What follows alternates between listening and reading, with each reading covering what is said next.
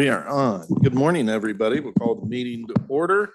Becky, will you do the roll? I sure will. Jim Sheenline. Here. Mike Book. Tom Kitson. Present. Larry Mimney. Here. Tim Vivens. Here. Nancy Naylor. Present.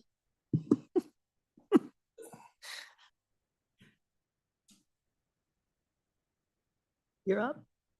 Oh, is that? Oh, that was it. You're up. Oh, okay. I was looking I on know. to the you're next looking thing. I around, wasn't going, paying "Okay, you're attention. up."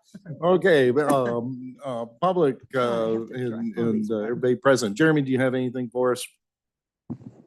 Besides Not at the moment. Not at the Yep, so moment. we'll- I know you I'll have jump in plenty later. for us later on. Read anything you have besides financials? Nope. Okay. Okay. Yeah.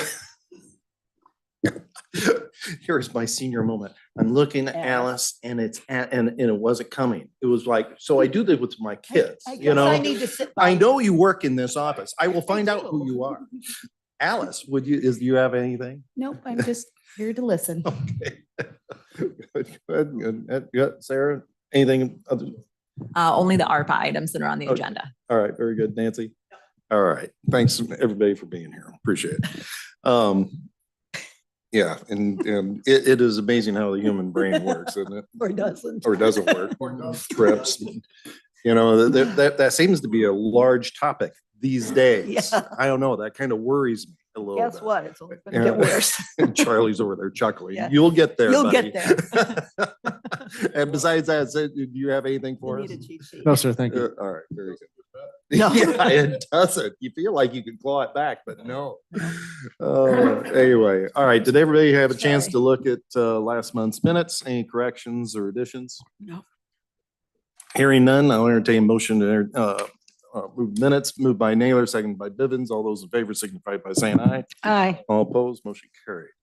All right, so we have, where we dropped off last month was the highway department. And for those of you that weren't here, and that's just Mr. Bivens, we were going through the 6-month financials. Now, just so you know, Reed has updated all of the departments so we're looking at from the 7th month perspective, not the 6th month. But we're just going through department by department, seeing where they are via the budget. And also if there's any kind of timing issues, timing things, weird things that the committee doesn't know about, wants to ask questions about, we can certainly do that and handle that. So we were at highway department. So if you guys want to pull that up. Let's see, that's in the resource folder, right? Yep. Well, it was Is on it the it? agenda. Is Yeah, it- it's on the yeah, oh, yeah, agenda. I did Yep, read it. yep.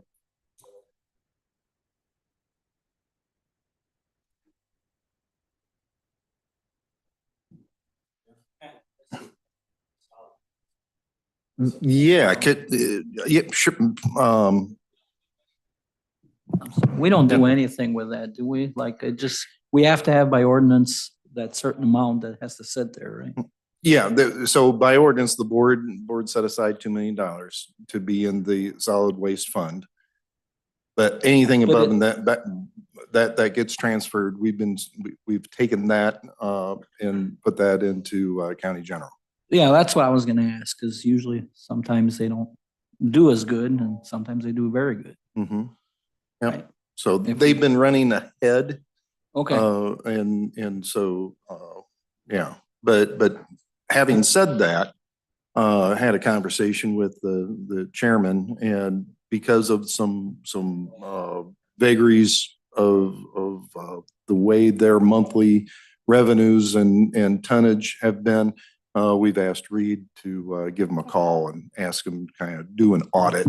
Or I don't audit Yeah. seems so formal, but more of a conversation and review of their records, just to verify that the county is getting the proper compensation for what we're supposed to get.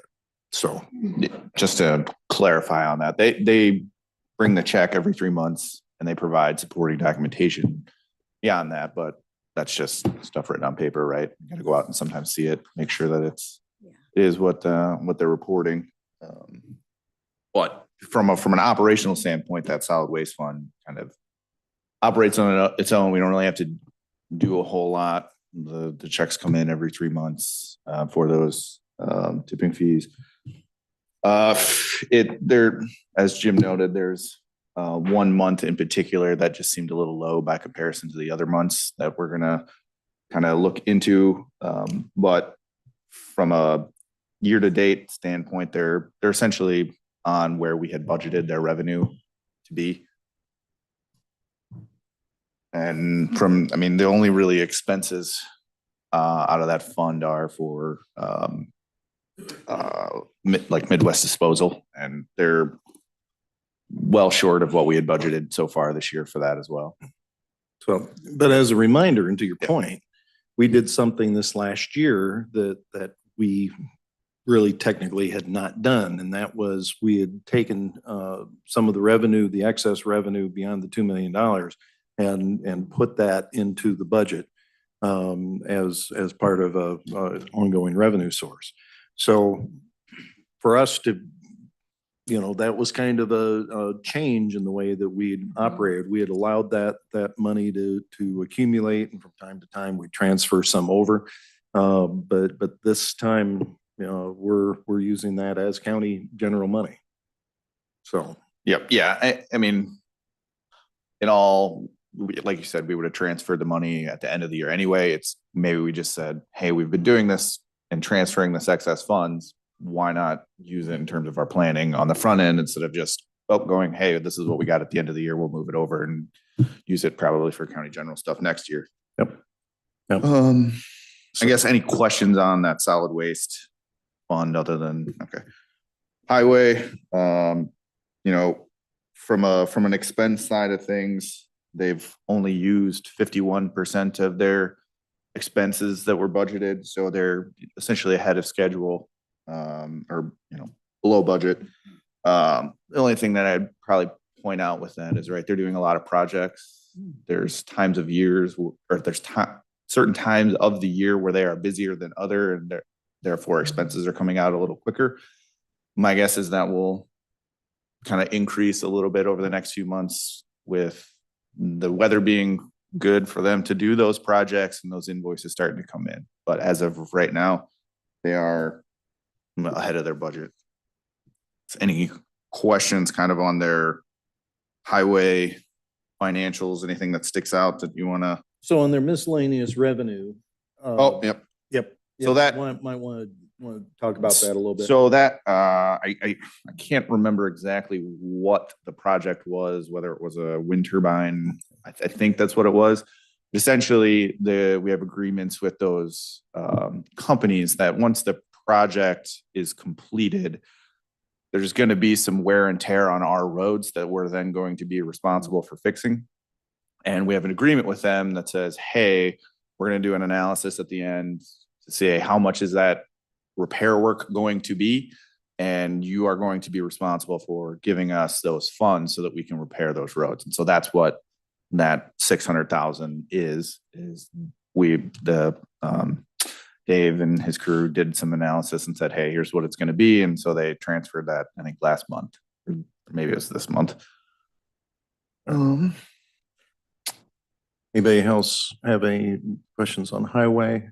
Just as a reminder, Reed, just explain real quick, because one of the, not weird things, but kind of the different things in regards to the highway department, the engineer, David we get reimbursed. We get reimbursed for a lot of his salary, right? So, I don't know if and I know there was a change this year that we all agreed to in his salary. So, right. I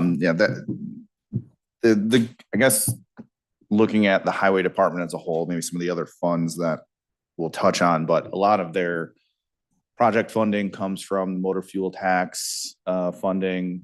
Obviously, there's a county money that we get as well as township money. Both of those buckets of money are used in conjunction with each other to do some of these projects. The township money is a lot bigger. There's a lot more townships, but I think it's maybe a 80-20 on what kind of, when there is a project in a particular township, what percentage of those funds are coming from the township, what percentage of them come from county.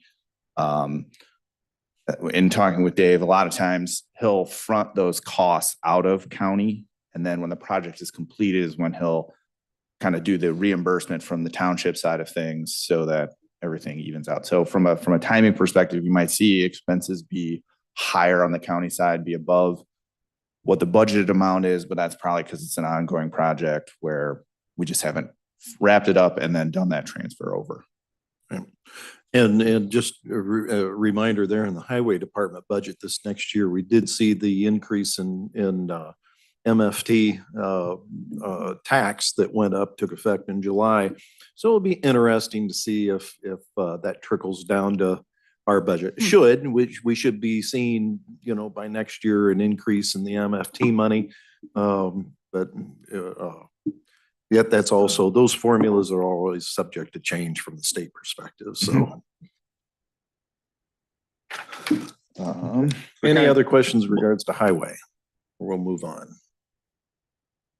Okay. I mean, I kind of touched on some of the other, special Bridge County MFT, those buckets, they all kind of work in with that main highway fund. But I guess, is there any questions on any of those additional smaller buckets? I mean, the only ones that I point out kind of that are a little different than the rest are the two on the last page. They're the township MFT and the township bridge. Those monies are used for the projects that the highway department is doing, but those are our agency funds. They're not really our funds until we've kind of done some of those projects and get those reimbursements. Right. So though that essentially those monies are held, we Right. hold the money Right. in regards to the projects the townships, apply for. and that's why there's no budget on those funds, because they're not really our funds to budget for. Right. So. Yes, yeah. Any other questions on those highway? If not, we'll move on to the next one. I think that is, the Illinois Tech grant. So I think we're all at least somewhat familiar with this grant, the upgrades to the some of the information systems for a new courtroom, right? Oh, yeah. Yeah, it's true. So the only thing that maybe looks a little odd at this particular moment is those funds were scheduled to be used by 6:30, right? And if you're doing your math on that sheet, there's a little bit outstanding. The only reason for that is I think some of the stuff was purchased on a credit card. So we haven't paid the credit card yet. So we've paid the vendor. So I think we've satisfied the requirements of the grant. We just got to go pay US Bank for those charges. So that'll be coming up this month. So Super. I guess any questions on that particular grant? Any questions? And Charlie, has that been installed? No, No, they're still actively doing that. they're working on that right now. Yep. Okay. Any other questions? Hearing none. Okay, next is The tech IT budget? Yep, IT. So the IT department is funded entirely out of county general. So what you're seeing in here, there's no revenues associated with the IT side of things. A lot of it is going to be wages for the IT staff, probably 40% wages. The remaining 60%, your software licenses, your kind of agreements with service providers related to IT services. From a budget standpoint, they're doing pretty good. They've only used 53% of their expenses, or they have 53% of their budgeted expenditures remaining for this year, right? So we should only have, if they were exactly on budget, there'd be 42% remaining. So Right. They are doing a good job of controlling their costs and being on the right side of the budget. Any questions on the IT side of things? All right. All right, hearing none, we'll move on. All right. And we're to the judges. Judges, yep. So from a wage side of things, this is for the judges' assistants that they, or admin team that they have over there. The other kind of big item in their budget relates to the contractual services. A lot of that is contracting out to attorneys to help aid in the work that needs to be done. Also, a lot of those contractual services relate to counseling, Mississippi type expenditures. From a year-to-date, they're ahead of budget. They've only used 45% of the, or have 45% of the expenditures remaining. So it's doing good there. A lot of the other budgets, or excuse me, the law library, the marriage fund, not a whole lot of activity in those. From a revenue side of things, those receipts are, at least for like the law library, that stuff that comes from the circuit clerk's office, from the fees that they collect. The portion of it goes to the law library. Yes, any questions on some of the items in the judge's budget?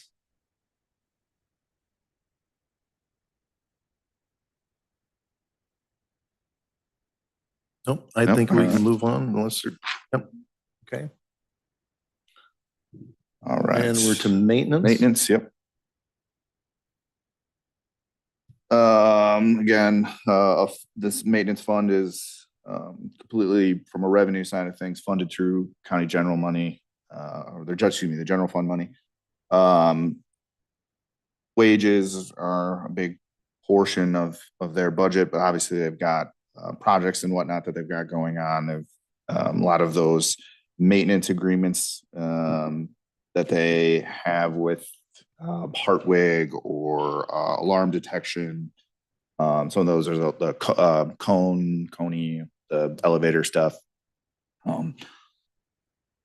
That's kind of what makes up a lot of those maintenance agreements that we have, where we need to bring in some additional expertise. The kind of the utilities side of things, within their budget is the majority of the buildings. I think the only county buildings that are kind of outside of what they're paying for is the highway stuff.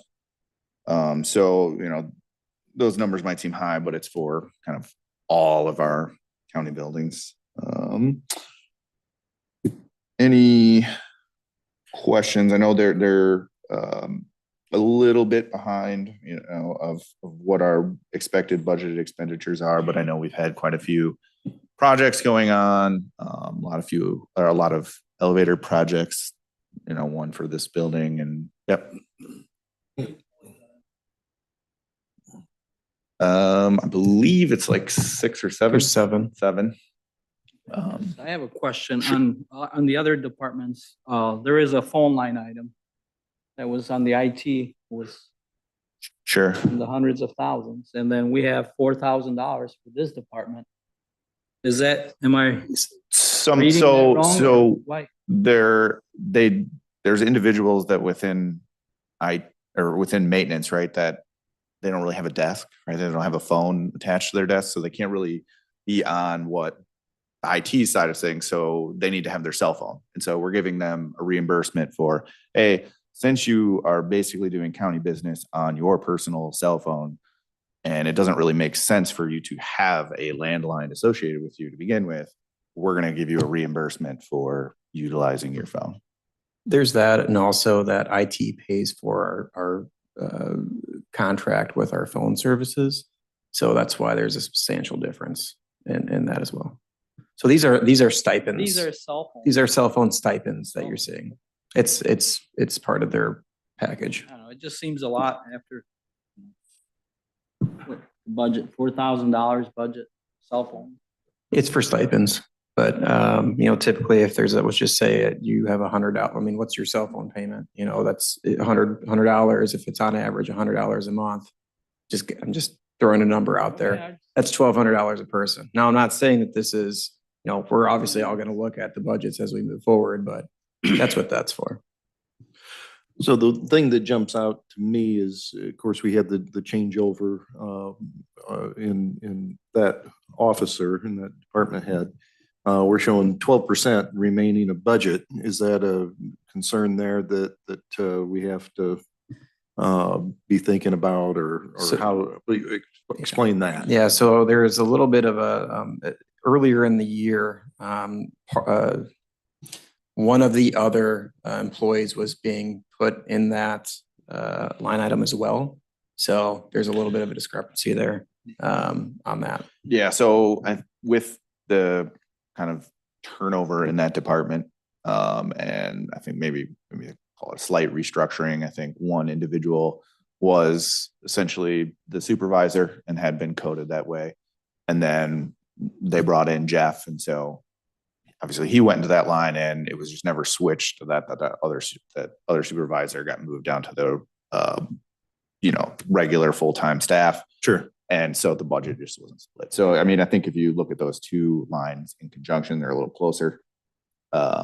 Between, you mean between the salary officer full-time and the salary full-time? Because there's basically two employees in that salary officer when it was really only budgeted for one. But that means that the salary full-time is basically down an employee in that's going to that line item. So they should have a little bit of excess. Okay. Yeah, I mean, from Well- a full budget expectation, I mean, they're at 37% remaining. And if you dive down into the details, a lot of that is the projects we got going on. So you're Lots of- comfortable that Yep. they'll Yep. be okay by the end of the year? Yep. Okay, Nancy has. Back to the cell phones, just one question out of curiosity. Is the stipend for each person that gets the cell phone stipend the same, or are you paying the whole bill each month? No, it's whatever was set up, with each of them. Typically, I think on average, it's actually a $50 stipend per cell phone is what they get, and it just gets tacked on to their payroll. That's fine. I just was curious. as Yeah, to it's how not, it was. we don't collect their bill orchestrated. and pay for it. Okay, thank you. Any further questions in maintenance? Okay. We'll move on to probation. Right. So I think a big thing to point out with probation is that pretty much all of their wages, I think there's a little bit that is not reimbursed. I think there's maybe like one employee where they're only 20% reimbursed for their wages, but the majority of their wages are reimbursed by the state.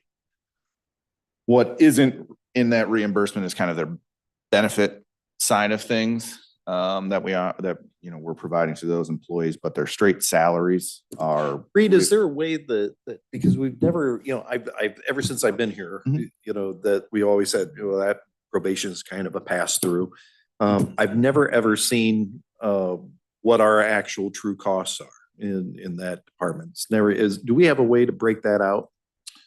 Yeah, we can, and we could probably, do some adjusting to I mean, it'd be just reformat be- it to show kind of what, especially in regards to the Safety Act and the effects there and if there's any, that way, as we do their budget, we would Mhm. have an idea what our true cost is. So actually I'm glad you bring this up. So I've had conversations with Stacy when she was working on her budget. She had some questions and we talked about potentially restructuring some of the accounts so that we'll be able to see, hey, here's the employees that get reimbursed and here's their reimbursement. So you can kind of go, hey, my reimbursement should basically be about what my wages are over time. So it'll be easier to see what costs are reimbursed from the state and then kind of,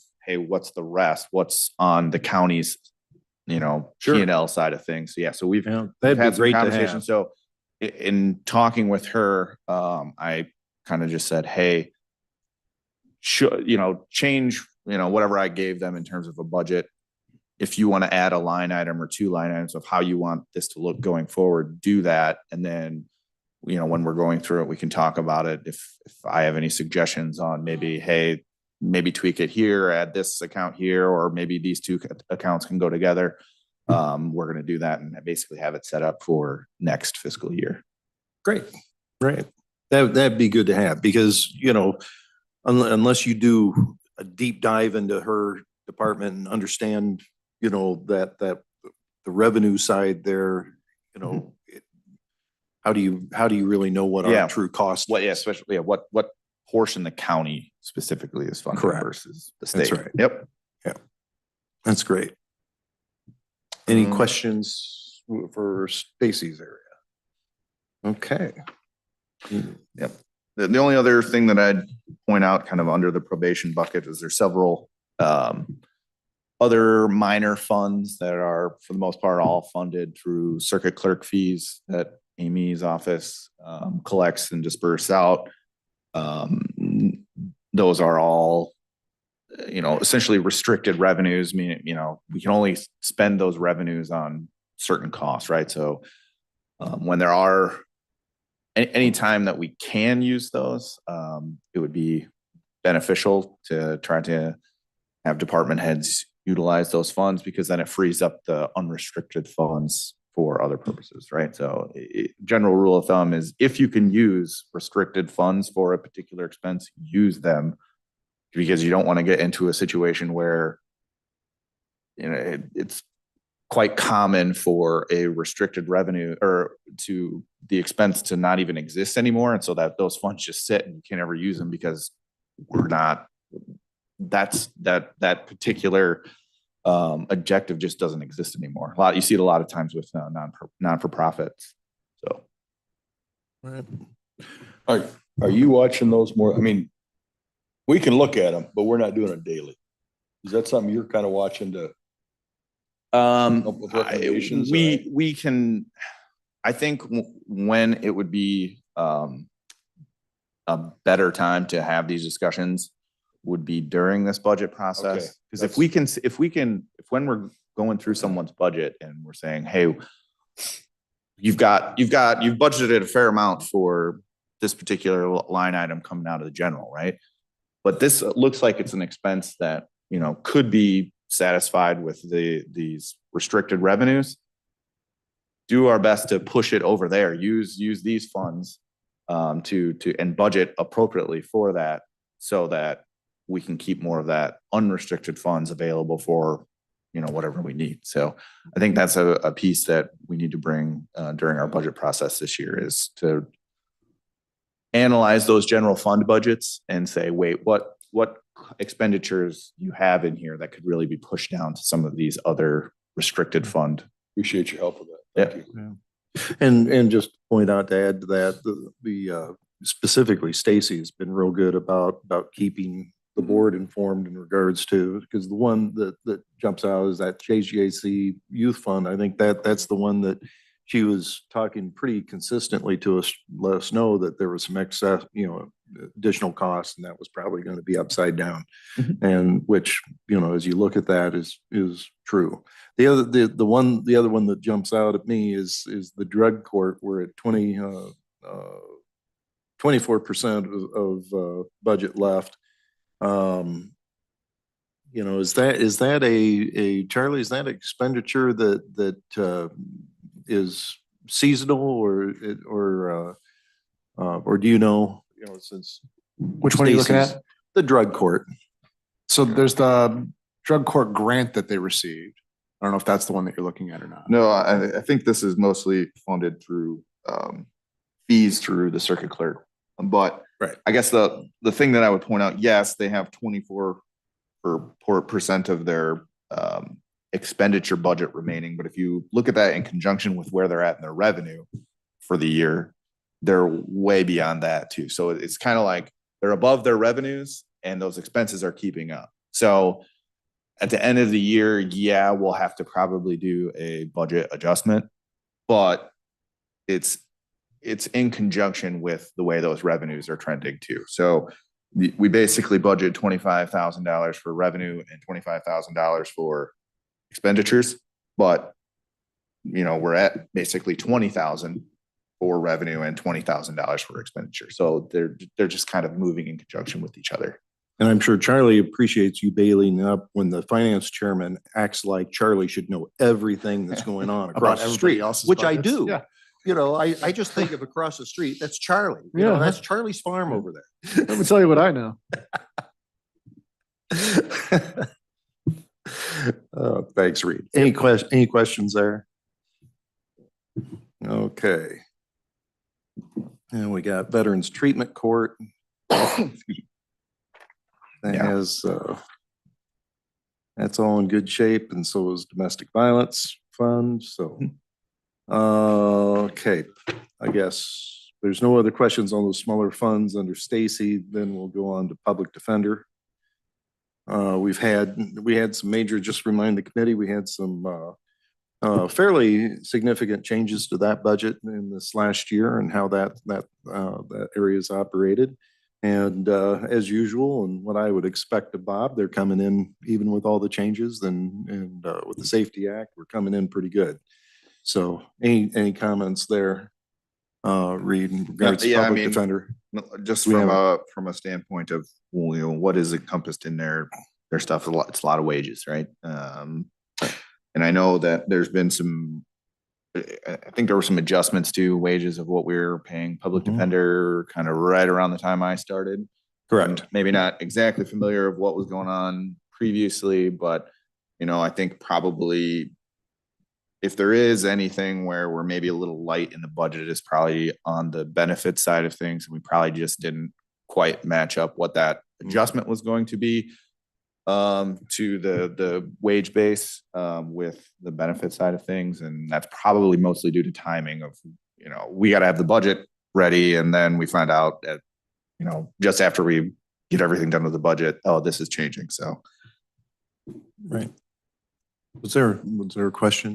Somebody, yeah. Is a public defender full-time now? Is he There's full-time? two full-time? No. No, Charlie, they're both see- part-time. Yeah. I was thinking that I thought we moved a part-time to full-time. 'Cause it's a salary officer. No, they still have other business outside of the public defender's office. Oh, that's Yeah. right. Okay. All right. That's right. Yeah.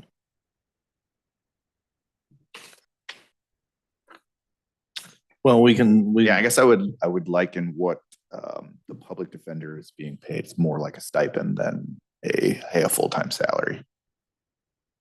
And there is, there was a public defender grant that came down that I think may have gone through the judge's budget. I'm not sure if it's through there or not, but it's being allocated to them based on the Pretrial Fairness Act. It was to help try to alleviate some of those issues. Yeah, and I think it has benefits to those individuals being part-time. Yep. Yeah. Mhm. Okay. All right. Questions on public defender? Okay, move on. Regional Mr. Office of Education, I think. Yep, that's Chris Tennyson's. Yep. I mean, they, for the most part, that department kind of operates on its own. I guess the little goofy nuance to this particular operation is that it's Leo Golan Whiteside Office of Education, right? So they oversee multiple county school districts and whatnot. So we have kind of our portion that we're paying for, but also Ogle and Whiteside are supplementing their expenditures too. How is the difference in that budget from their whole thing? So is it a percentage of students within a From particular county, or how is the that way that divided up? the way that they basically break out their expenditures? I mean, they got to run everything through My Viewpoint just like everybody else does. But when they do that, they're going to give us a full invoice, and then they're going to show us a breakdown of what Lee's paying, what Ogle's paying, and what Whiteside is paying. The way that they generally do that is a third. You know, we could probably have conversations with them to say, hey, are you providing the services that you're providing to those school districts? Are you spending a third on everybody? But yeah, we can definitely have, that would be good conversations to have with them when we're looking at the Chris budget. comes in. Yep. Yep. Yeah, because we receive no reimbursement from the state in regards to No. that is our expenditure. Yep. Yep. And from from the wages standpoint, that what is budgeted there is they have administrative staff, but they basically have an administrative staff for each county. So we have one of their employees is essentially on our books as far as payroll and whatnot, but they do have those employees related to, Ogle and Whiteside. So from that standpoint, yeah, that is a third, right? But Mhm. some of the other expenditures for services that they're providing and expenses related to that, it would be a good conversation to have to say, hey, can you show us what the breakdown is between services that you're providing to Whiteside, Lee and Ogle? Sure. Okay. All right. Any questions from the committee? Okay. Move on. Oh, here's the one everybody's been waiting for. Yep. Sheriff. So, kind of looking at the top few revenue line items, sheriff fees, traffic fines, bailiff fees. Those are all coming from fees that the circuit clerk collects and then gets dispersed out to the relative municipalities, departments, whatnot. So all of those three kind of just comes with the fees that individuals are paying through the court system. Then the reimbursement for the sheriff's salary, and then the other item is the public safety reimbursement, and those are kind of the fees that we are obtaining from the local municipalities that have contracted with us to provide police services for the 20 hours a week or whatnot. We provide a resource officer to Sauk Valley Community College. That's where those revenues are going to be recorded. I know that the sheriff's office has done some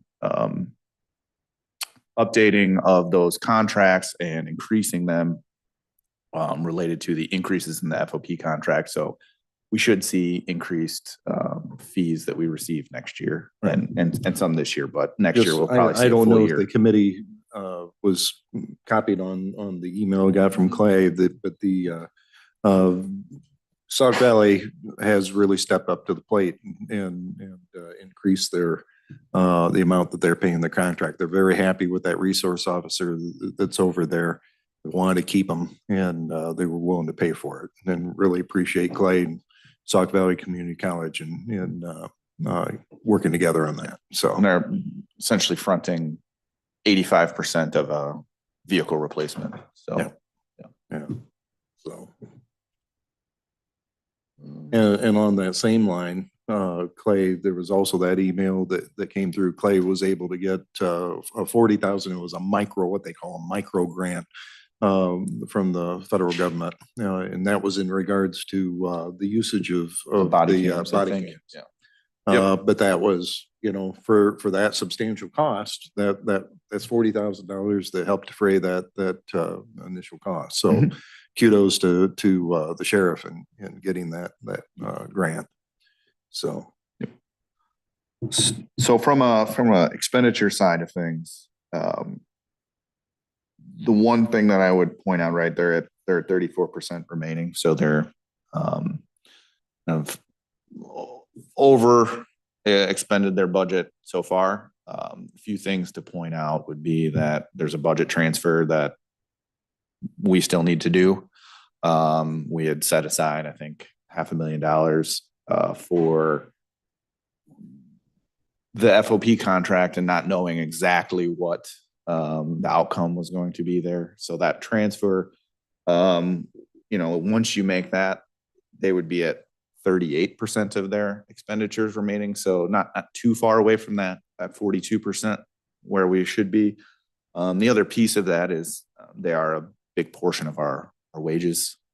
And I think we discussed this last month, but what's only happens every 7 years is that we have 27 pay periods in a year. And we had in the first 6 months of the year, 2 of those 3 pay period months.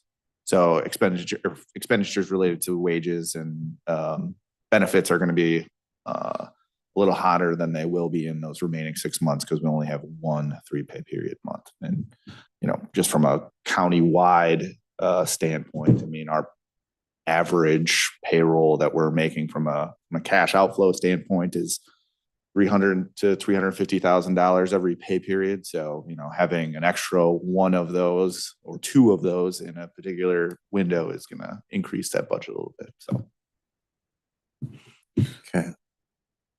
Any areas, besides the one we just discussed in regards to overtime, any other line item there that you have any concern with or? I mean, the overtime is going to be a concern. Whether or not there's anything specifically that we can do about it right now. I know that they have been short-staffed due to just turnover and I think at one point they were finally fully staffed and then some things changed and maybe they lost someone and then also picked up some of these other contracts. So now they need 2 more people instead of just the 1 to replace it. But I think what would be good is to look at those overtime hours when we're doing the budget for next year, kind of say, how many hours are we spending in overtime hours?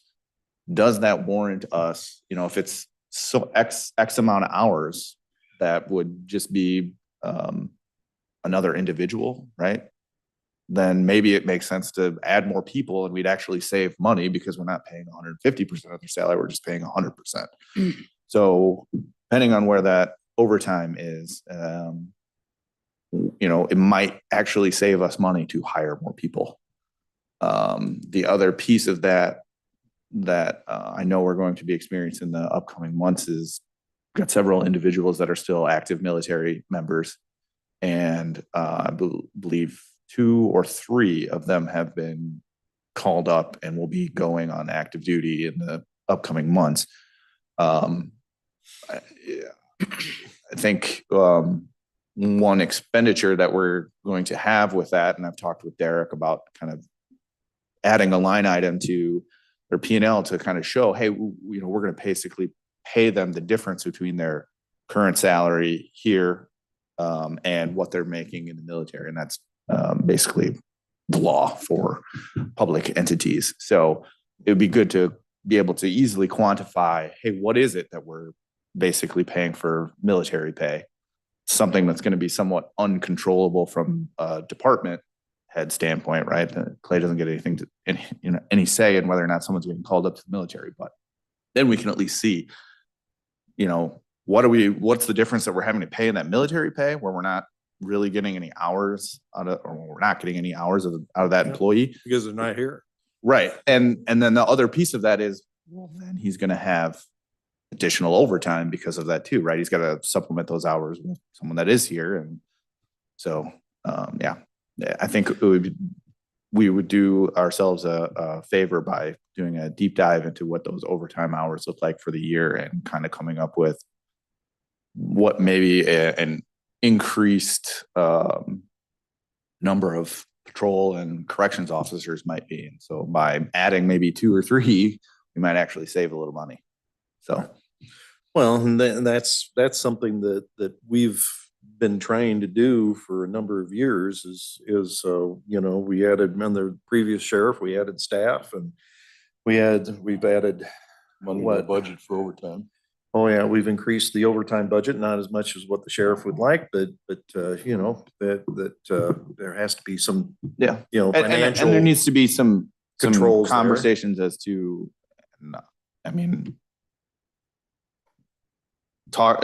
Clay can talk to us about what it does mean to be fully staffed, right? So like how many employees for every shift, are we going to have? And so, hey, how many hours then do we need to have employees working throughout the year, right? And we should be able to come up with, what he thinks to be fully staffed, and then what the right amount of employees would be to satisfy that based off of kind of past experience of people being out. And so where that where he would normally be supplementing with overtime hours, maybe we can add a person to me, just doing that regular time. So.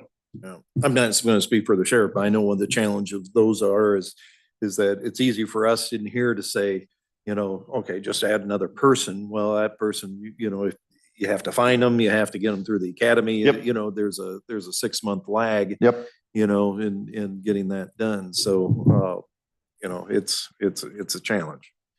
But we do, I mean, it's been a perennial problem that we've needed to get a handle on, and whatever we can do to, you know, help the sheriff and, Mhm. you know, meeting his needs and also meeting, you know, our needs in regards to the budget process. Mhm. So. And I mean, they are the biggest single department of the county operations, right? Just from a, Yep, I think They they're have to staff- probably what, 46% now? I think they were 42. They're probably. yeah, I was Up gonna to say between 46 40 now. and 45% of kind of our payroll as well. I mean, you got to factor in that 911 operations, at least the staffing from that is also under the sheriff's department. So yeah, I mean, they are our largest operation. They have to have individuals working 24/7. So, I mean, it's just going to be it's always going to be our most complicated, largest operation. So. Okay. Let's see, then let's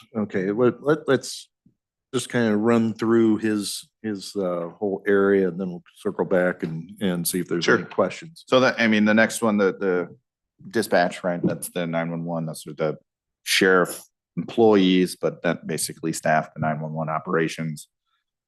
Pretty much everything related to that is wages. You know, I think we're at 35%, pretty close. We were probably more concerned with the traditional sheriff department, because in terms of the new FOP contract, but obviously these employees also, so we maybe just shorted them a little in terms of when we were budgeting, because we just didn't know what it was going to be. So on dispatch, Mhm. this reflects the new agreement that we've got with the city and the increase. The in- fee, yeah, the fees, yes. And the So fees. what's in that dispatch fee line are, yes, the city, or city of Dixon, Amboy, fees for using that service. I think also Shelley and Mike's salary reimbursement that they give us every time we run payroll is in there. So I guess any questions then on the where those fees are coming from? Okay. Any questions on dispatch? Okay. Okay, DUI fund. Yep, I mean, Um, from a funding standpoint, those are fees that get distributed by the circuit clerk. And kind of a lot of the remaining funds are kind of those restricted funds. Some of them is fees distributed by the circuit clerk, tow fund, the towing fees that the sheriff's office can charge. I guess one to point out that probably looks a little goofy, commissary. So there's nothing recorded. That's one of those funds where we don't record the activity on a month-to-month basis. We kind of wait till the end of the year and record that information. One of the best practice recommendations from Whitley would be eventually get those on our regular accounting platform. There's just some logistical things that makes it a little more difficult. And so it's on the list of things to do, but Sure. Another one that obviously looks a little goofy, police vehicle. I think we've just discontinued using that particular fund. Probably doesn't need to be presented anymore. But yes, And we basically, the reason for that is we moved that expenditure over into capital. Into capital. and- Yep. And if you look at our past financial statements, I think it was Paula started it, but she did, a good job of reducing some of those funds that weren't really necessary and added maybe some additional complexity to the entire accounting process. Kind of consolidated, put those things into a better place so to make it a little simpler for everybody from a operational standpoint. Okay, the tow fund and bulletproof vest. Now, the bulletproof vest, we had to request, I think that was a different, this is for the bulletproof vest that the officers, there was bulletproof vest and then there's, I think, the tactical vest. And there was a request that the sheriff did and we put them off a year, I think, for the tactical vests. And Yeah, I'm not 100% sure on. I don't know. well, Probably would've been part of we'll the have that budget. conversation, I'm sure, as we go through his budget. Yep. So, Yeah. And that, I mean, that particular one that we have here is essentially grant funded, right? We just haven't received the grant funds yet. sure. Backing up a little bit, the vehicles is because of having to replace those ones from accidents. Well, Or, you'll see that on the capital budget. Right. The reason, I guess, we just used to have our own fund specifically for police vehicles. And I think that was when we were leasing, because we changed over from okay. the lease to Yep. outright purchase. Sure. And I think we put that lease arrangement into that. maybe we should change that. Yeah, 'cause I think that's what Reed was saying Yeah, is okay. that Okay. accounting there was going to be gone. All right. Yeah, we can, basically just kind of remove that reporting. It's just a fund that we're no longer using anymore. If you look, there were several that we had Whitley remove from our financial statements this year for, hey, why are we presenting something that just doesn't have any activity? So we've done a good job of consolidating some of those funds over the last few years. Okay, let's circle back and look at the whole budget. Liram, did you have a question? Yeah, Yep. if I may, please. Yeah, On the sure. holiday pay, is the sheriff's department the only department that receives holiday pay? Because I didn't see that on the other one. So yes, they are unique to the holiday pay, right? Everybody else's holiday pay, it just comes when we have a holiday and you're just paid for that day, right? Since the operations of the sheriff's department are 24/7, they don't get holidays, right? So we're just basically paying them up front for the holidays that they will be expected to work during the year. So it is done a little goofy, at least in these financials. And it sticks out because they basically don't have any budget left for that, but that's because it's all paid in December of This 2023. So, that's a timing thing where their budget is going to basically be, 90% eaten up in that first month, and they just won't really have too many expenses the rest of the year. The ones that they do have are for the way that the contract reads is that employees on probation, probationary period, right? They're new employees. They don't get that upfront pay until they complete the probationary period. So they just get paid the holiday pay like everybody else did. When the holiday comes, they get their holiday pay. As soon as they finish that probationary period, there's a payout for those. So if there are expenses beyond December, it's people coming off that probationary period. And so the change we made in the FOP contract this year was that this starting in 24. Yes. It's going to so be it's just- prorated through the yes. pay period. So it rather would- than that- the yeah. lump sum. Yep. It'll essentially kind of it'll be spread out throughout the year, starting next year.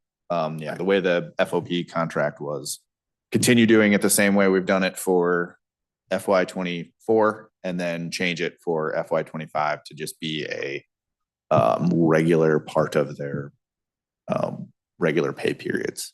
Right. So that'll eliminate that weirdness looking Yep, at yep. that line item. Yep. So, Thank you. We also added a holiday. yes, we did. Yeah. Is Yeah. that- that's Juneteenth why it's was in the added negative, in. right? Yeah. An extra holiday. Yep. So. Any other questions in regards to the sheriff's budget?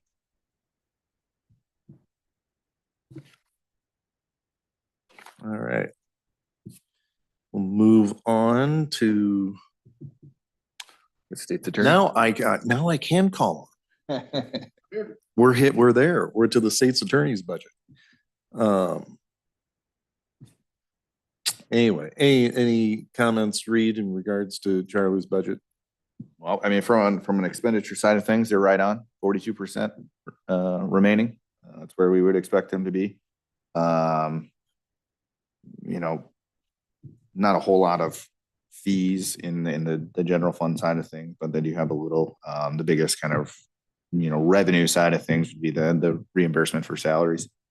And I believe that's all of yours salary and maybe a portion of your first assistant or something. Yeah. Yep.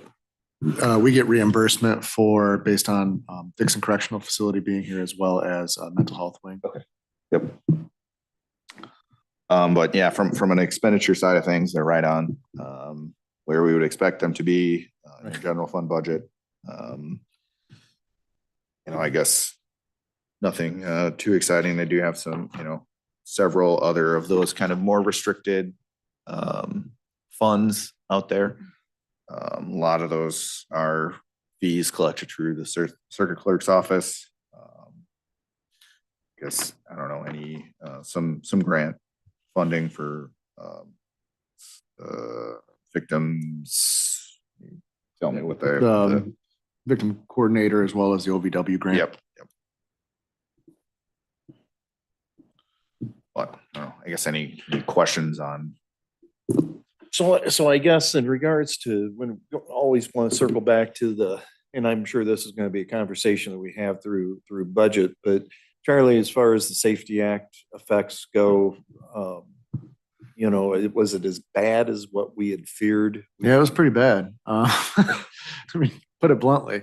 I've talked about it before. I think I've talked about it with Bob Olson and I've talked about it on the radio this morning even. But what you'll see is a breakdown when we get into the budget time that since September 18 with the implementation of the Safety Act, we've expended above what we normally would spend on time for cases and everything, 840 hours. Okay. So keep that in mind during the budget hearings because, there is a need for an extra And- attorney in-house. And that's not necessarily going to be reflective in these financial statements since a lot of those employees are exempt Yeah. employees, right? So Right. they're salaried individuals, they're not eligible for overtime, but we also don't want to be overworking those staff. So, and we need to balance those additional costs with potentially new staffing. And a lot of it is just a bunch of busy work that has to be done. There's orders that have to be entered, orders prepared. There's every pretrial conference that we have, there has to be an order entered saying that conditions are still appropriate or may not be appropriate. These need to change. It's adding additional time in court just because of that. Yeah, I mean, like I said, the financials aren't going to show the full picture. So I think, you're definitely gonna have to look at that in conjunction with the additional hours that the state's attorney's office employees have had to work. Yeah, and that's something I hadn't really even, I hadn't thought of because I'm not there every day like you are. I was thinking in regards to because we were estimating that we were gonna have a revenue loss of almost 400,000 in regards to. From the clerk's office fees, side, yeah, yeah, right. that would have been the bond that was applied on there. And I don't know what she was projecting, but yeah, that sounds about right, 400,000. Yeah. But then even remove the issues with Safety Act and how they're trying to work through that with the capacity that they have. We're also utilizing them more on the civil side of things for the county, much more than we used to. So, I mean, add that on to the 840 plus hours that is accounted for Safety Act, talk on the civil side, you probably can double that as well.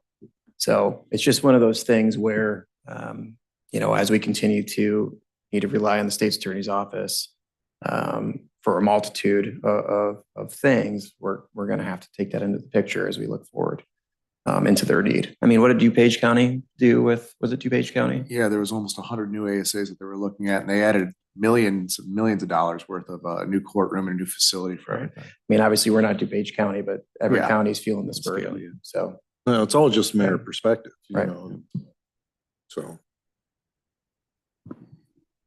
Tim, Question, if you know, are you tracking, crime increase, decrease and arrest increase, decrease, which may not follow each other? Not specifically arrests, I should say, filings that we do. If there are new felony cases, right now we're at about 180 felony cases for the year. Good. It's a little higher than what we were normally doing in this time of year. I've kept track of how many cases we filed and how many have been closed per month since I think 2020. So I've got that historical data to go from. And before that, that would have been more like Judge Klon's administration.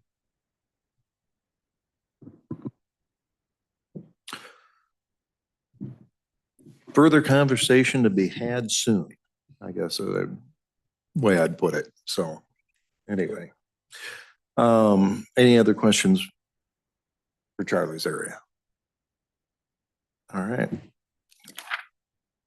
So we'll move on to planning and zoning, right? No, nope. I'm sorry. Veterans. What am I doing? Oh. Treasurer. Yeah, not for veterans. My finger was going crazy. There it is. That's fine. All right, go ahead, Reed. Well, from an expense side of things, they're right on budget, maybe, is it 46?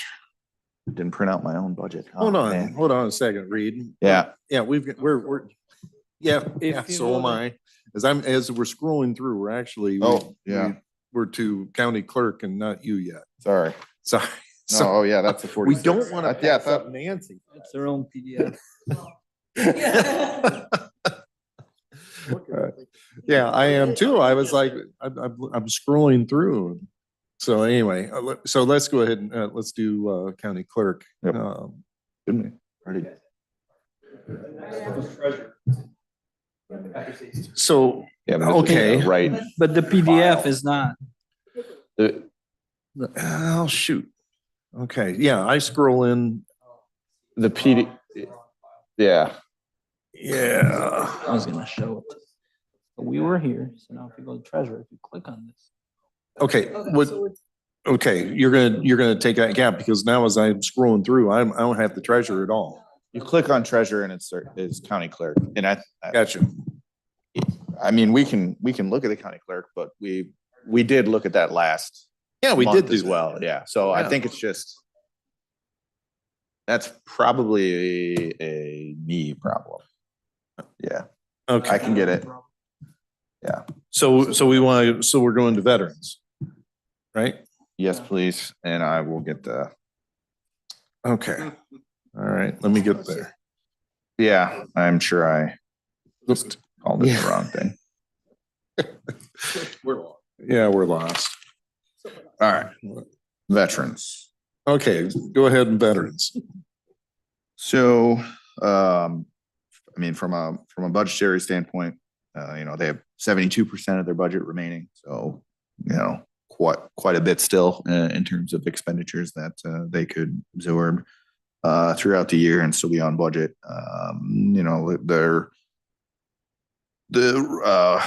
Revenue from a revenue side of things, there some funding from property taxes. Obviously, it's zero for year to date just because we're in the process of collecting those. We haven't made a distribution yet. But from a how are they doing compared to budget? I mean, they've got quite a bit left yet to spend this year, that they could spend. Doesn't mean they have to, and they can, if they've got plans for larger expenditures next year. I think it would just be a good thing to understand when we're looking at budgets this year, if they come in way under this year, but maybe they have plans for a big expenditure like next year, we should take that into consideration. Well, I think it's fair to say that That gentleman is frugal to the nth degree, is my understanding. He's always been very careful about what he spends and always very cognizant of the taxpayer dollars. So we appreciate his efforts there. I guess any follow-up questions on the Veterans Fund? No. Okay, where do you want us to pick up treasurers? Reed, what do you We want? can go to zoning, but I'm printing out the, Oh, okay, gotcha. All right, we'll go on to zoning then. oh, wait. Alice has been waiting for us to get there. Oh.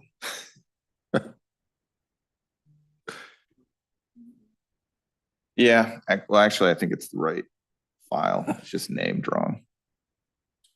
Because yeah, but if you look at the account numbers, the department, while it says county clerk, it's the department is the treasurer's.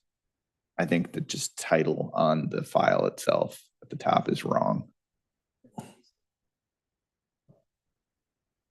Because the county clerk's department is 001, and what is in that file, even though it says county clerk, is the department code is 003. So that should just be renamed. Sorry for that confusion. Okay, so We can you pull up, want, if we pull up the one that says county clerk, that's actually the it's treasurer. actually the treasurer's. It's just Okay, gotcha. labeled. All right, so go back and let's see, what page is that? But it's the one that says Lee County County Clerk budget and actual. Yep, and if, I guess the tell would be in that first column, the account. And these are number. actually in all these numbers, because it's actually it's saying as of, so this is as of June, because the other one was as of May. Yep. So, okay, so we're good there. It says 003 in those middle three digits, yes. Where it was, yeah, it has the wrong title. So as we finished up Charlie, so you go, the next one after Charlie is, it says county clerk, but is actually the treasurer. Let's point out, we know what we're doing and this doesn't normally happen. Yes, that's absolutely fact. Thank you for Yeah. pointing that out, Mr. Kitson. Okay, go ahead, Reed. Is there anything in your So, neighborhood that I you'd mean, like to point out? from a expense side of things, we're 46% of expenditures remaining. So we're doing a little bit better than budget so far this year. I mean, the big change in this budget would probably be my salary year over year. So, it seems like we budgeted appropriately before that, for me coming on. Nothing specifically. I mean, a lot of wages from a expense side of things that make up that particular budget, but nothing. If you look at kind of the other restricted fund that are under the treasurer's purview, a lot of budget still remaining, 93%, 71%. So, no concerns from a expenditure side of things. The real estate penalties, right? Those will come in at the end of our real estate collection season. Yeah, it'll be interesting to see if that changes from, year over year. People with the increase in interest rates, you want to hold on to your money as long as you can before you give it up to, in your property taxes. And You could even make the, if you were an individual that was looking at your finances this closely, I mean, the fee that's charged on a late payment is only 1.5% every 30 days. And you're probably getting more than 1.5% in even a demand deposit account if you've worked with your bank. So, you could make the case that it financially is better for you to even wait 29 days into that first late payment before you make that payment, because you'll make more in interest income. Although we just want to make it clear that we'd like you to pay your property taxes on time and in full. Yes. Sauk Valley News, just make sure that's clear. We don't want to advertise that we don't want property taxes being paid. Yeah. Right?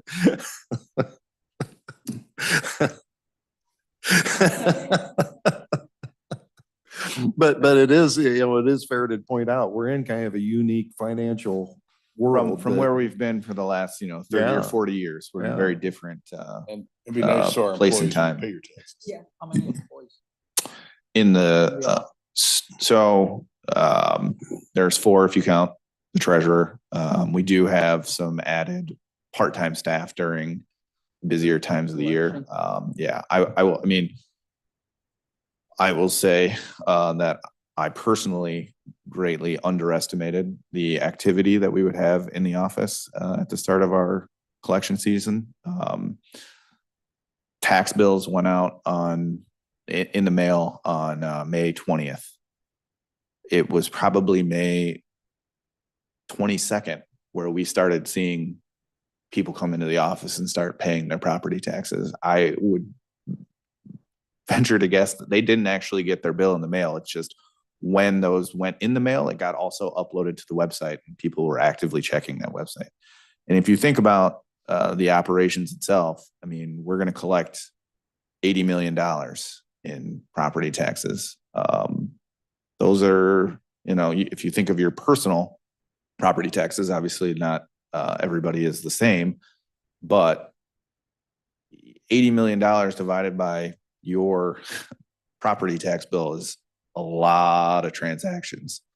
In basically 5 or 6 weeks, we're going to collect, if everybody paid on time, we're going to collect $40 million in 6 weeks. You're talking about collecting a few $1 million a week. The traffic is quite substantial. So. And just a reminder, they're just, the county is just the collector.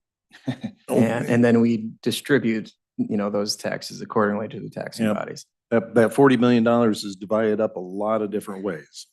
Yep. All right, well, we need to keep moving because we do have a regular full agenda to get through. But zoning, Yep. I think this is the last one. zoning and animal control. So those are the last two we have. Oh, So we didn't do that one. Sorry. as far as zoning goes, is there anything we need to be?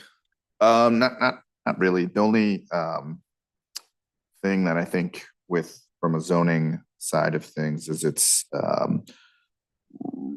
going to always be relatively difficult to say where those zoning fees are going to end up each year.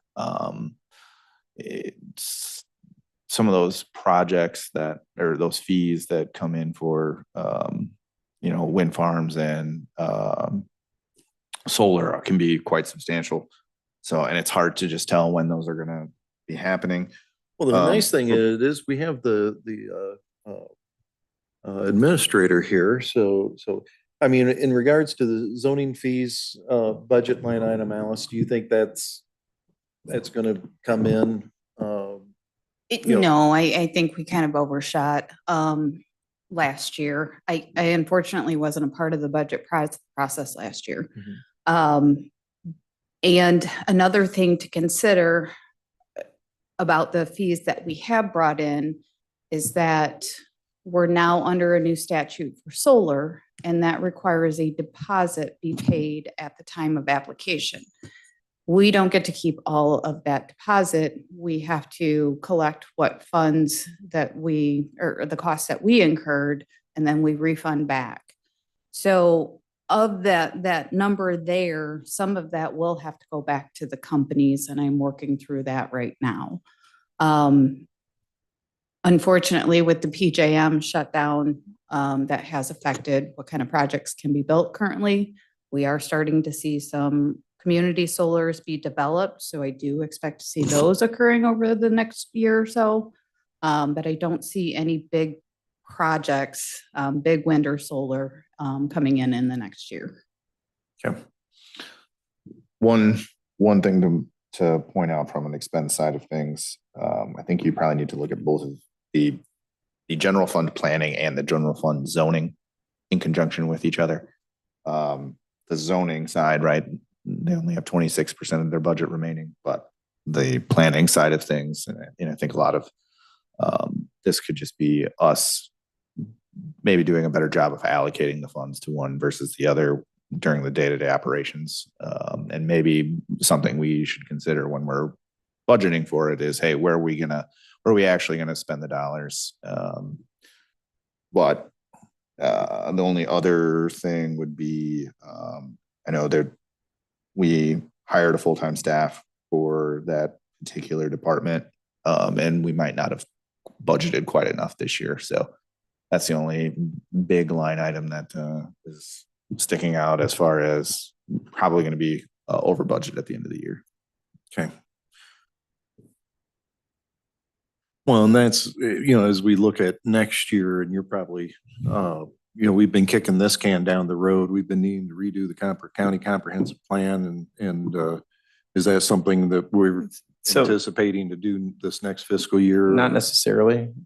So in talking with Alice, I wanted to hold off on that because we need to redo the comprehensive plan. That's not just in regard to zoning. We need to, there's a bigger picture that needs to be brought into this. And so she was going to work on the comprehensive plan in regard to zoning, building codes, ordinances, those types of things. But what we're going to need to look at is a full scope, future land use, residential development, economic development, greenways, those types of things. And I know it was partially in the last one that we did, but it was more focused on the zoning aspect. So we need to do that. And if we could budget and talk about that budget for that this year, and I don't know if it would necessarily be under zoning, but more of a county board contractual, because it's going to be a bigger picture. Yeah, because I know we've kicked around, that could be a $100,000 expenditure easily. Probably more than that. So right now, the city of Dixon is is just hired a firm to do a comprehensive plan. And I'm trying to understand what that scope is, just from the city's perspective and the costs. And that's going to give us a pretty good picture of what ours could be. And I'm starting to talk to firms about that as well. But yes, it's going to be a hefty expense. And realistically, that should probably come out of capital or a county board fund. Sure. Okay. Anything else, Reed, in regards to zoning or Alice that you'd like to point out? I don't see anything there that jumps out at me. I don't have anything. Thank you. Okay. All right. Any questions from the committee? All right, we'll move on to animal control.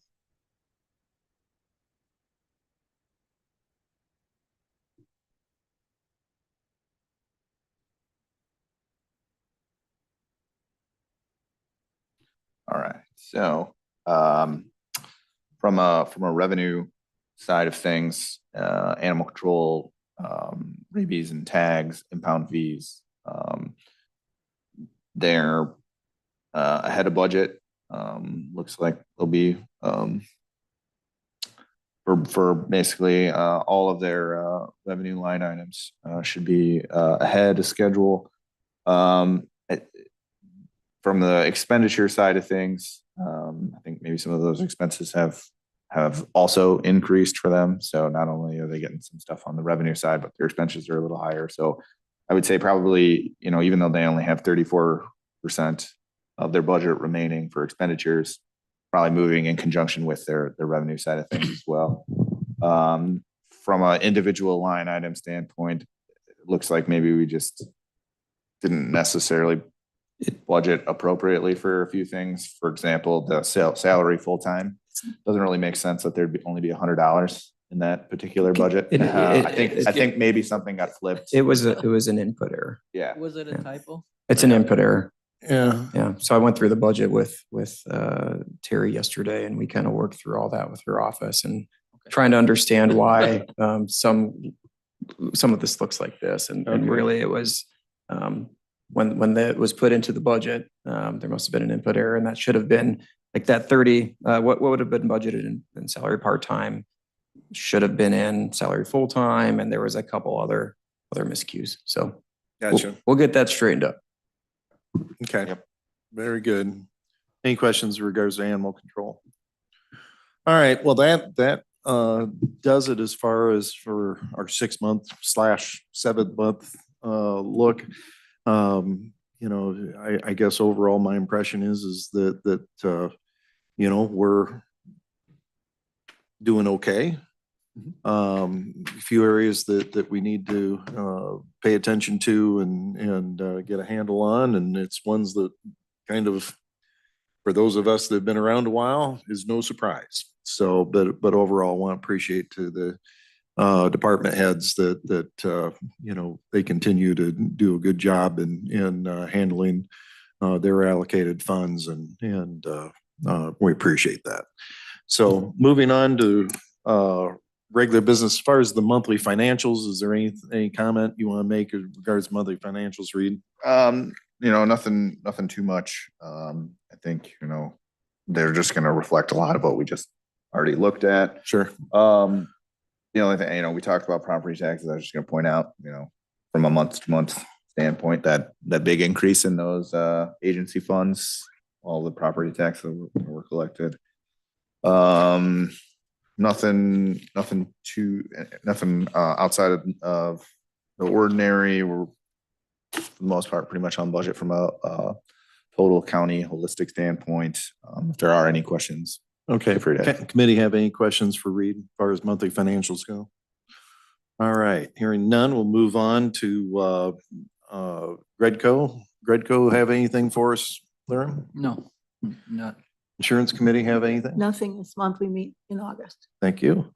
Administrator Jeremy, do you have anything for us? You want to want to go ahead and go through the budget? Yep. So what I'd like to do is I passed out the Lee County Finance Committee budget schedule for our budget hearings, just for you guys to make note and put that in your calendar. We're going to be sending this out to the department heads after we've requested their draft budgets by tomorrow. And then Maria and myself and Jim will sit down and start going through those, and then fully schedule out the hearing days with the departments. But please make sure that this schedule is locked in for you guys as well. And I understand that, I mean, it's not always, not everybody's gonna be able to make every single one of these, but you know, I just want to Tom, make sure you have it. you're going to be gone 20th and 27th. Okay. You know, the main thing is we need to make sure that we always have a quorum. So. Right.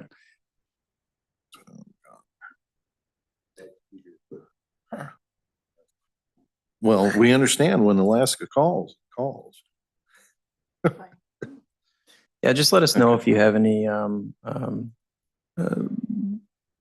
complications making one of the meetings, or, you know, you're not going to, so then we could make sure there is a quorum there.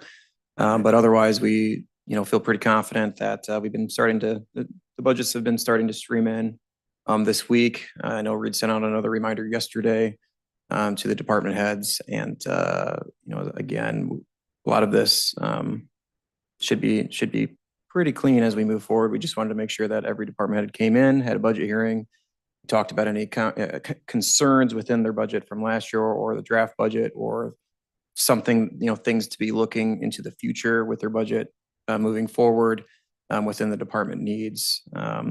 Again, something that the county obviously knows is costs continue to rise. Payroll, pay scales are always going to be a common theme that I think we see year over year, making sure that we're competitive within the market. So we have fantastic staff that loves to work here, and that we can, you know, count on, and they're engaged. So as we go through budgets, you know, that's just something that we're going to have to continue to keep an eye on. And then as a cash strapped, revenue strapped, you know, county, how do we continue to bring in different revenue streams, and what does that really look like? So I think we're going to have some great conversations in the future as economic development, industrial development, commercial development continues to look into our corridor. Okay, any comments in regards to the budget schedule? Okay, hearing none, we'll move on to ARPA. Sarah, you wanna, we've been anticipating your quarterly report. I think I called on it for, every month. So- So Patty and I have our quarterly ARPA report for you. You should have it there in your onboard. So just starting at the top, we received that total award of 6.6 million. Our funds must be expended or obligated by December 31st of this year. So we have a couple board action request forms here kind of pertaining to that, kind of gearing up for that, having all the funds obligated or expended by the end of the year. And then those funds that we obligate that maybe haven't been expended yet, they need to be fully expended by December 31st of 2026. We had a couple ARPA expenditures approved this quarter. Both of those invoices were for the courts building HVAC project, and I have those highlighted there and their dollar amounts. As far as our financial updates, so Patty and I have an annual report that we submit to Treasury. That's always due in April. So this year we completed that on April 19th, and that was for expenditures and approvals in 2023. So we will continue to have reports due in 2025 for 2024 expenditures, in 2026 for 2025 expenditures, and then we will have a final report in 2027 for expenditures in 2026. Plus, Treasury has indicated that there will be a closeout report, but we have no information yet on what that closeout report will contain, if that will be due at the same time as the annual report or any details on that. We regularly get updates from Treasury, probably about once a month, maybe once every 2 months, on different changes, if there's clarifications of things, providing additional guidance, offering webinars. So we're constantly reading those and trying to figure out, are there changes with reports? What does that closeout report look like? Additionally, I wanted to share that each year that we have done a report, Treasury seeks more data. Initially, there wasn't a ton of data and information. Each year that we complete that report, they're seeking more data from us and more information. So we may have an expenditure. Let's say we had a $10,000 expenditure. We bought a widget. We closed that out. Now, maybe 2 years later, they're looking for more information on that expenditure. So this last report that we did, we had to go back and look at some of those other expenditures that we'd already closed out. We'd already reported, they were already done. And we had to add some extra dates in there as far as when it was approved, when the money was expended, and a couple other financial information that they're looking for. We hope that that doesn't continue next report, but just to have that on your radar that they're constantly changing. The guidance is constantly changing. A lot of the guidance that we're receiving from Treasury doesn't necessarily apply to our small county. It's more of the urban counties with those larger awards.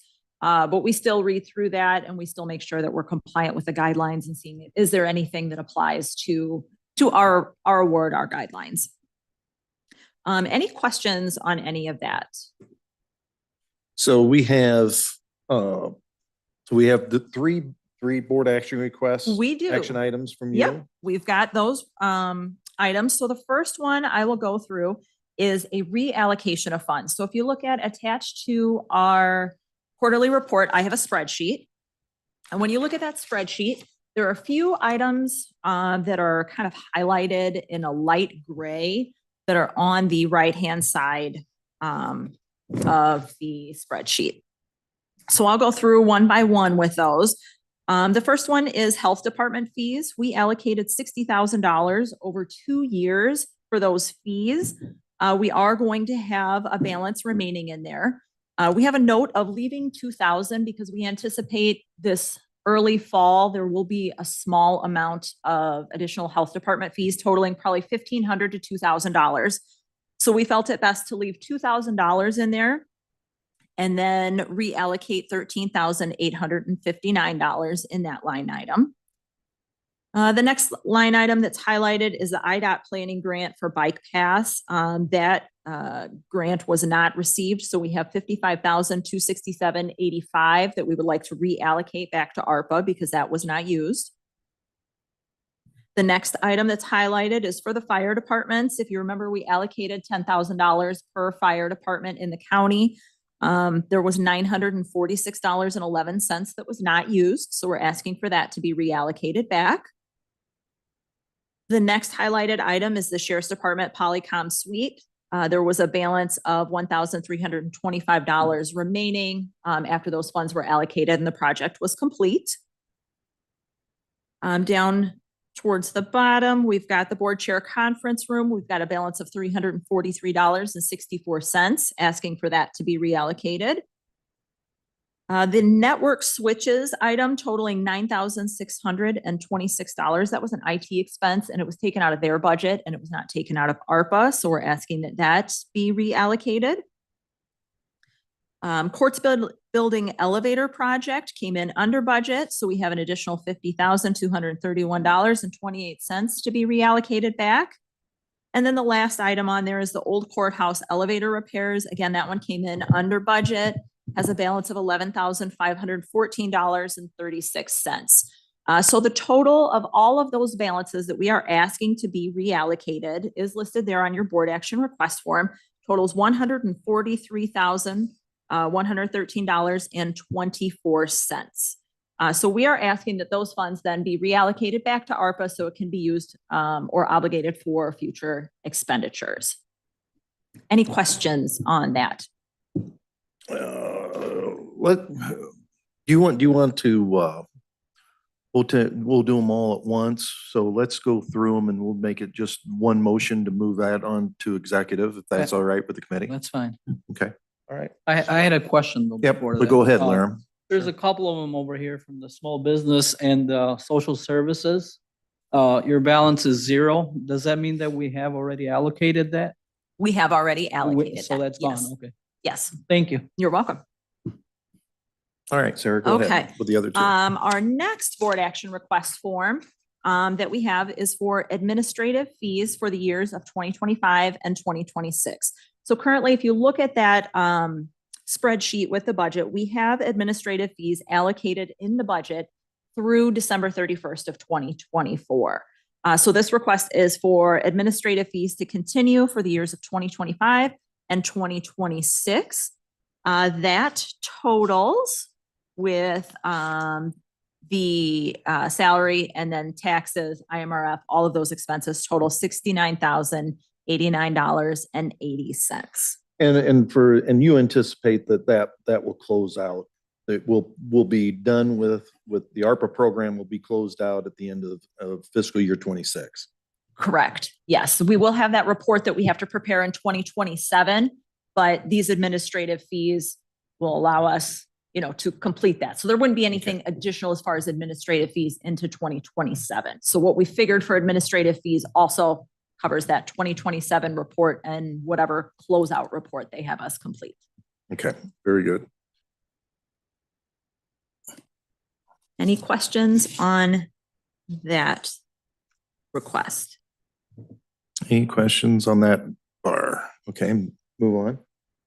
All right, and then that final board action request form. So we have, if you look back at your spreadsheet, we have that $55,267.85 that was not used for the IDOT planning grant.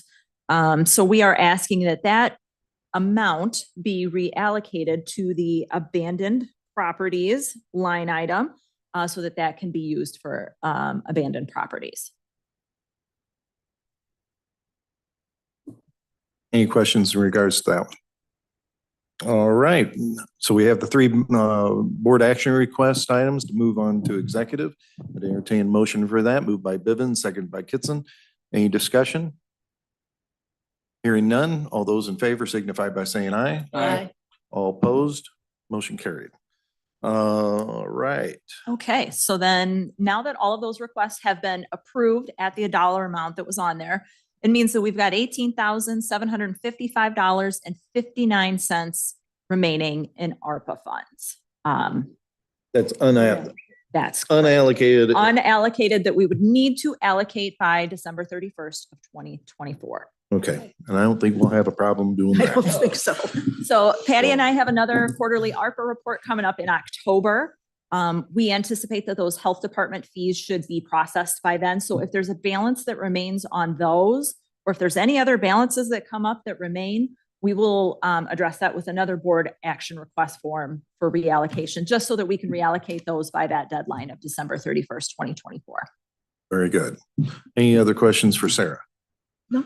I just want to comment, always appreciate, the work that you and Patty do, Sarah, and you guys keep us straight. And I can't imagine all those changes that come through on, the Fed side, the asking for verification and all that. Appreciate you guys doing Thank that you. for us. Nancy, you've got a Joseph E. Meyer resolution for us.